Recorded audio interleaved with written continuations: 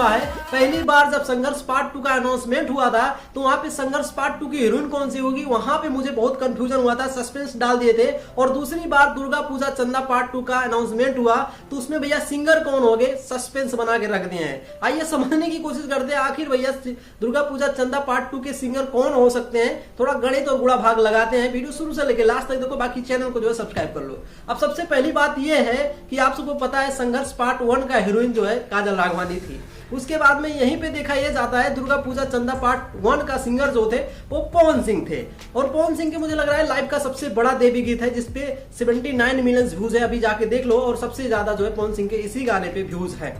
लेकिन बात अगर समझने की कोशिश करें यहाँ पे तो भैया पार्ट 2 का सिंगर कौन हो सकता है किसी को भी नहीं पता अभी तक, क्योंकि SRK म्यूजिक ने एक पोस्टर लॉन्च किया, आजाद सिंह ने भी वो पोस्टर शेयर किया है। उसमें भैया राइटर जो है आजाद सिंह है और उसके म्यूजिक डायरेक्टर जो है वो है हमारे क्या नाम उनका यार, विवेक सिंह। तो भैया अब भैया यहाँ पे कंफ्यूजन ये है कि सिंगर कौन हो सकता है। तो अपने अपने हिसाब से सब लोग गणित कर रहे हैं, कोई पवन सिंह को सपोर्ट कर रहा है, कोई खेसारी लाल यादव को बता रहा है। यहाँ पे ये बात भी निकल के आई है कि पवन सिंह जो है इस गाने को करने के लिए 2 लाख रुपया का ऐड लगाने की बात किए थे और पैसा भी मांग रहे थे। यहाँ पे ये निकल के आ रहा है कि खेसारी भाई इस पे ये गाना गा चुके हैं 20,000 रुपया लेके। तो भैया सच्चाई किसी को भी तक नहीं पता है, मुझे भी जो है सच्चाई नहीं पता थी, लेकिन आज शाम तक मुझे जो है सच्चाई कुछ पता चल चुकी है कि भैया इस गाने के एक्चुअली सिंगर कौन सा है। लेकिन यहाँ पे सबसे बड़ा बात समझने वाली ये है कि आप लोग अभी राजनीति समझ ही नहीं पाए हो। मुझे लगा पहली बार ऐसा हुआ है कि पोस्टर रिलीज कर दिया गया है और सिंगर का नाम डाला ही नहीं गया है।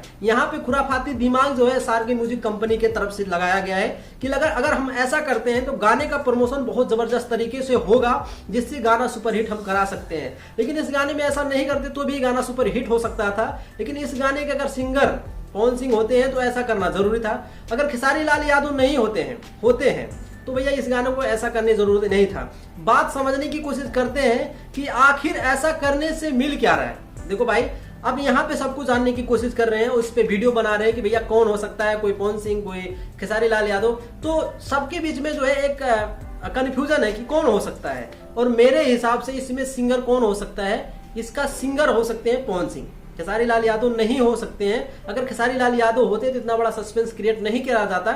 यहाँ पे पवन सिंह है उसका सिंगर, आप सबको पता है, इसीलिए शायद ये सस्पेंस क्रिएट किया जा रहा है कि भाई ऐसा करते हैं तो यहाँ पे जो है गाना सुपर हिट हो सकता है। अभी से न्यूज बनाएंगे तो गाना रिलीज किया जाएगा तो गाने पे ज्यादा व्यूज आएगा, बेसिकली यही इसीलिए किया गया है। और कुछ भी इसमें जो है सस्पेंस नहीं है। लेकिन क्या करें, लोगों को भैया आदत हो गई है सस्पेंस डालने की।